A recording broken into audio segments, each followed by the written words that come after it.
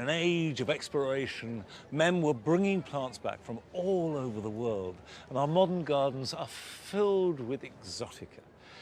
However, the Japanese maple, which was introduced a couple of hundred years ago, before Wilson was born, puts people off sometimes because they think that it's tricky and there are problems with growing it. But James Wong has been to meet an Acer nurseryman who shows that not only is it beautiful, but it's easy to grow.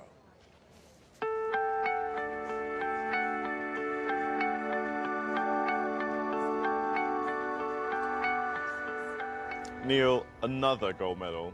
How many have you got?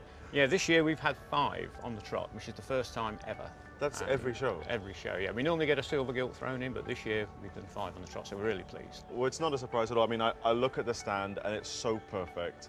They just have this reputation for being really difficult to grow. So how have you done it? What's the secret? Well, the secret is that they need a good bright light, sunny position for the purples, the greens, pale colours, dapple shade, and an even amount of moisture to the roots, so an even watering regime.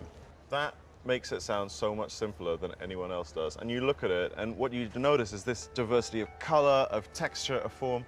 Incredible. Yeah, they're a fantastic plant. And there's a plant for every aspect in the garden. Neil, leave it to me to find the one tiny flaw on your whole stand. This poor little guy here, he has what a lot of people would call sunburn or wind scorch, and it's as the tips of the leaves just start to go brown and crisp up. Well, that is a misconception. It isn't windburn and it's not sun scorch. It's actually dehydration. And that is because at some point I've missed watering this tree and it's run out of moisture and it is dehydrated on the tips of the leaves. So the answer is just to water it more? The solution is to water on a regular basis so that the water runs away. So this is a plant that comes from the mountains of Japan in really quite well-drained slopes, but at the same time is constantly moist. Yes. And you can't overwater them either. You can't overwater them providing they're in the right size pot. So small pot, a regular amount of watering. Okay, so this is the right size pot, or would you? Well, this one is now ready to pot on. Okay. So from that size, we would move up to this size pot, which is a 9 centimetre.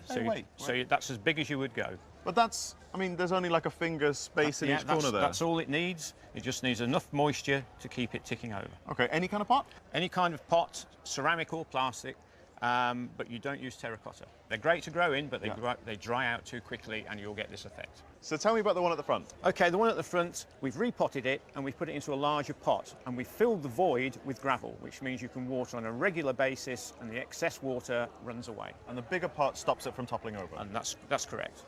Okay, and any type of compost in there? Any type of compost except ericaceous. A lot of people, it's a misconception, they believe that they should use ericaceous compost. They don't need it. They're not an acid-loving plant.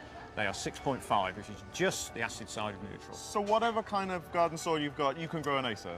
They will grow in anything. Literally everything everyone has ever told me about growing Acers is wrong. Like, you're like a gardening hero. You're welcome. Well, enjoy the show. Thank you very much.